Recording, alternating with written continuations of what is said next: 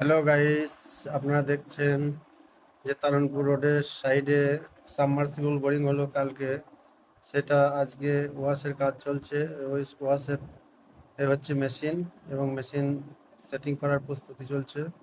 এই পাইপ যাচ্ছে ওয়াশের, একজন পাইপের সাহায্যে জল ওঠানোর কাজ চলছে, জল পরিষ্কার করা হচ্ছে। এই যে হাওয়া মেশিন চালু হয়ে গেল, এই ফার্স্ট ফলো এটা, এরপর আস্তে আস্তে কমতে থাকবে, তারপর স্বাভাবিক হয়ে চলতে থাকবে। এটি হলো স্বাভাবিক। এই মিস্ত্রি এবার রানিং এর কাজ করছে, এবং এটি 2 ঘন্টা ধরে ওয়াশ হবে, পরিষ্কার হবে ফিল্টারটা, তারপরেই সাবমার্সিবলের মোটর ভিতরে ঢোকানো হবে।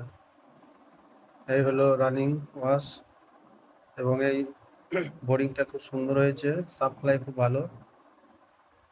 এই যে এইটা লেয়ার, এই লেয়ার বুঝে ওই সাদা বালিতে দেওয়া হয়েছে 30 ফুট ফিল্টার এবং 300 ফুটের ডিপ।